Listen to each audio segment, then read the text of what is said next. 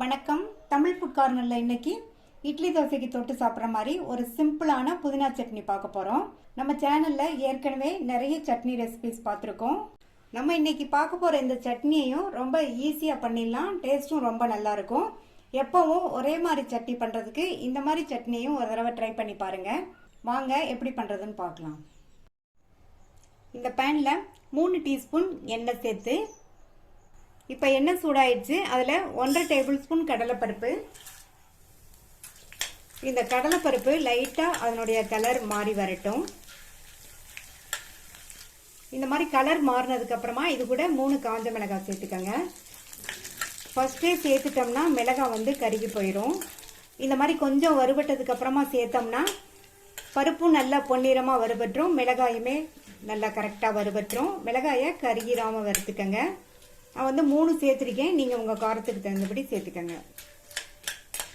இப்போ பருப்பும் நல்லா கரெக்டாக வறுபட்டுருச்சு, காஞ்ச மிளகாவும் வறுபட்டுருச்சு. ரெண்டையும் எடுத்து வச்சிடலாம். பருப்பும் நல்லா பொன்னிறமாக வறுபடணும், காஞ்ச மிளகாவும் கருகிராமல் வறுபடணும். அப்போ தான் சட்னியோட டேஸ்ட் நல்லாயிருக்கும். அடுத்து அதே எண்ணெயிலே ஒரு மீடியம் சைஸ் வெங்காயத்தை கட் பண்ணி சேர்த்துக்கங்க. கூடவே 3 பூண்டும் வெங்காயமும் லைட்டாக வதங்கட்டும். பூண்டையும் வெங்காயத்தையும் இந்த மாதிரி லைட்டாக 1 நிமிஷத்துக்கு மட்டும் வதக்கிட்டு, அடுத்து இது கூட 2 பச்சை மிளகாவை கீறி சேர்த்துக்கங்க. பச்சை மிளகாவையும் லைட்டாக வதக்கி விட்டுட்டு, ஒரு மீடியம் சைஸ் தக்காளி அல்லது 2 சின்ன தக்காளியாக இந்த மாதிரி கட் பண்ணி சேர்த்துட்டு, கூடவே ஒரு சின்ன பீஸ் புளியையும் சேர்த்து வதக்கிக்கங்க.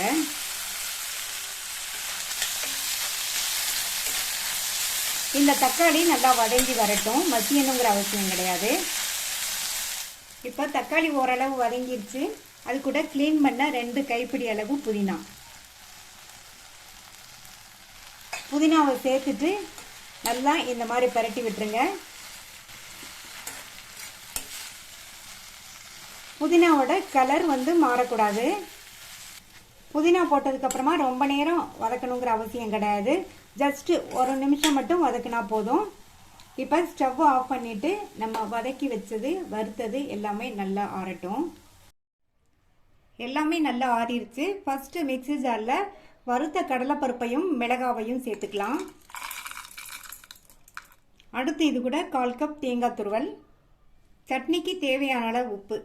ஃபஸ்ட்டு தண்ணி எதுவும் சேர்க்காம 4-5 சுற்றி எடுத்துகிட்டு வந்துடலாம். இந்த அளவுக்கு அரைச்சிட்டு அடுத்து வதக்கின வெங்காயம் தக்காளி புதினா இதையும் சேர்த்துடலாம். இதில் தேவையான அளவு தண்ணி சேர்த்து ரொம்ப மையாக அரைச்சிடாம லேஸ் கொரப்பாக அரைச்சிக்கலாம். இதை ஒரு பவுலுக்கு மாற்றிடலாம். தாளிக்கிறதுக்கு இந்த பேனில் 2 டீஸ்பூன் எண்ணெய் சேர்த்துருக்கேன். இப்போ எண்ணெய் சூடாயிடுச்சு. அதில் 1/2 டீஸ்பூன் கடுகு, 1/2 டீஸ்பூன் உளுந்து, ரெண்டுமே பொரிஞ்சிருச்சு. கறிவேப்பிலை சேர்த்துக்கலாம். தாளிப்பை இந்த சட்னியில் சேர்த்துடலாம். அவ்வளோதான். ரொம்ப ரொம்ப டேஸ்ட்டாக சூப்பராக புதினா சட்னி ரெடி ஆயிடுச்சு. இந்த சட்னியை ட்ரை பண்ணி பார்த்துட்டு உங்கள் கமெண்ட்ஸை சொல்லுங்கள். தேங்க்யூ.